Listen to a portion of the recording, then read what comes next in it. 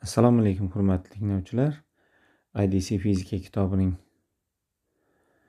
masalalarini yechimini davom ettiramiz. Ya'ni birinchi kitobi 3-mavzusining 22 masalasi. Mototsikllarning biri 50 km/soat tezlik, ikkinchisi esa 62 km/soat tezlik bilan bir nuqtadan bir yo'nalishda start oldi. Qancha vaqtdan keyin, ya'ni necha soatdan keyin ular orasidagi masofa 6 km bo'ladi. Ya'ni V1 teng 50 km soat, V2'miz esa V2 62 km soat. 62 km soat. Qancha vaqtdan, necha soatdan keyin ular orasidagi masofa? Ular orasidagi masofamiz 6 km. Qancha vaqtdan keyin t necha soat deb so'ralyapti bu yerda. Albatta t teng bo'ladi. Ular birgalikda bosib o'tgan, ya'ni yo'llarni natijaviy tezlik bilan bosib o'tgandagi sarf qilingan vaqt so'ralyapti bu yerda. S 6 km. Endi natijaviy deganimiz bu natijaviy bir yo'nalishda bo'lgandan keyin albatta V2 dan V1 ayriladi. Shunda bu ayirmamiz 12, ya'ni bu ham 12 bo'ladi. 0,5 soatdan keyin 6 km bo'ladi. Xo'p, 23-chi ikki chang'ichi bir nuqtadan qarama-qarshi yo'nalishda 7 va 5 metr/sekund tezlik bilan bir-biridan uzoqlasha boshladi. Ular orasidagi masofa qancha vaqtdan keyin 78 metr bo'ladi. Xuddi yuqoridagi masalani o'zi t teng bo'ladi bu yerda. 78 bir-biridan uzoqlasha boshladi. Bir-biridan uzoqlashsa demak tezliklarning yig'indisi bo'ladi. Ya'ni 7 plus 5 bu ham teng bo'ladi 78 bo'lingan 12. Bu ham teng.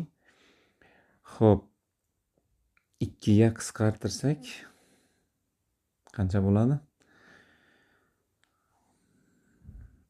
2 ga qisqartirsak 39 bo'lingan 6. 3 ga qisqartirsak 13 bo'lingan 2. Bu ham teng 6,5 sekunddan keyin ular orasidagi masofa 78 metr bo'ladi.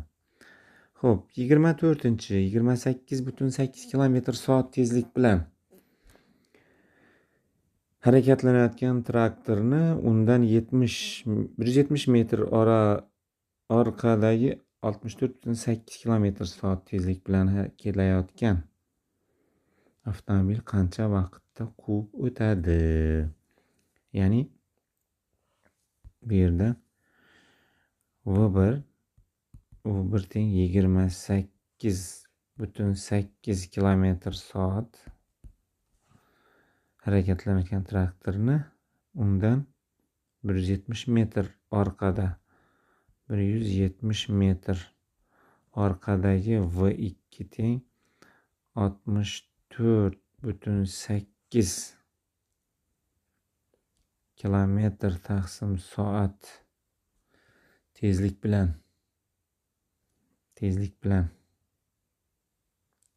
kelayotgan avtomobil qancha vaqtda quvib o'tadi? Tini so'ralyapti bu yerda. Ya'ni ikkalasini, ya'ni quvib o'tish ikkalasi ham harakatlangan vaqtdagi bosib o'tgan yo'llari, ya'ni quvib o'tish uchun avtomobil o'rtadagi farqni bosib o'tish kerak, plus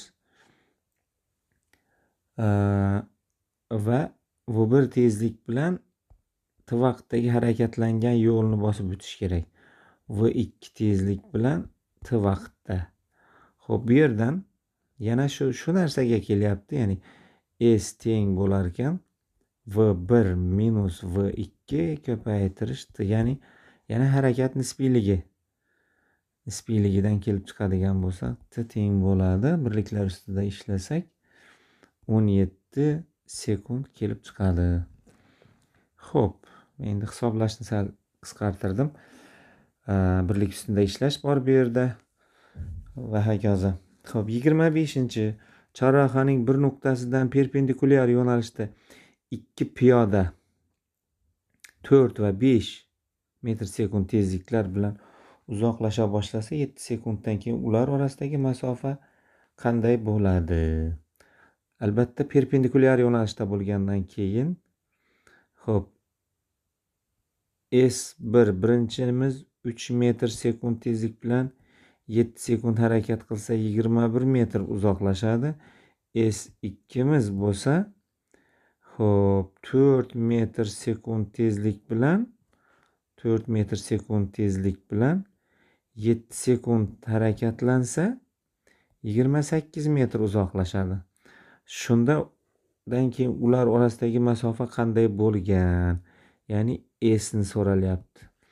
Bu yerdan endi ikki xil yo'li bor. S ni topsak, ildiz ostinda S1 kvadrat plus S2 kvadrat yoki mayli hisoblab ko'ramiz. Qani S1 kvadratimiz 21 kvadrati plus 28 ni kvadrati. Bu yerda endi 21 deganimiz 3 ko'paytirish 7 kvadrati plus 4 ni kvadrati ko'paytirish 7 ni kvadrati. Bu yerdan qanday bo'ldi? Ildiz ostinda xo'p, 3 ni kvadrati 7 ildizdan chiqib ketadi. 3 ni kvadrati 9 16 25 teng shunda 35 metr bo'ladi ekan. 25-chi. Xo'p, 26-chi.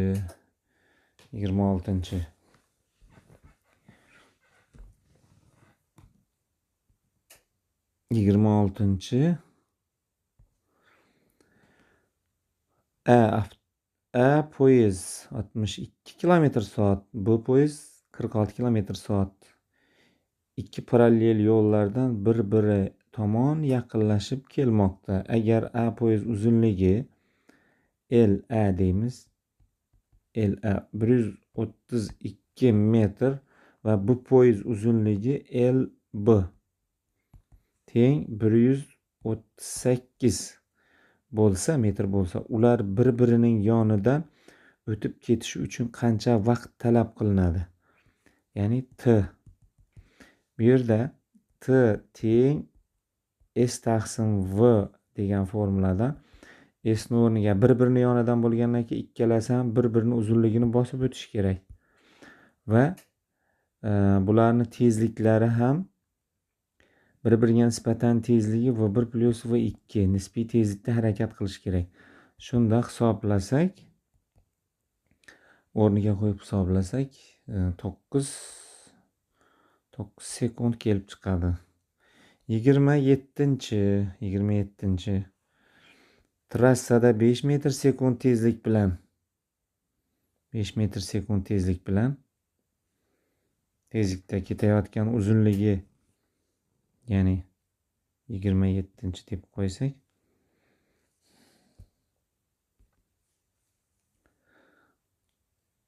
V teng 5 metr sekund, metr taqsim sekund. Tezlikda ketayotgan uzunligi L barobar 25 metr bo'lgan yuk avtomobilini uzunligi, ya'ni buni L1 deymiz, L2 35 metr, tezligi V2 15 metr sekund bo'lgan ikkinchi yuk avtomobili quvib o'tishi uchun necha sekund vaqt talab qilinadi? Ya'ni quvib o'tish uchun ketgan vaqt. Bu yerda quvib o'tish uchun albatta yana nisbiy tezlik bo'ladi va quvib o'tish degani ikkalasini uzunligini ham bosib o'tish kerak. Xo'p, ya'ni teng bo'ladi L1 plus L2 v nisbiy, ya'ni bir xil yo'nalishda degan. Quvib o'tish degandan keyin bir xil yo'nalishda bo'ladi. Shunda v2 minus v1 L1 plus L2 hisoblaydigan bo'lsak, L1 plus L2 60 tezliklarning ayirmasi, mana uni v1 desak 10 teng qancha? 6 sekund.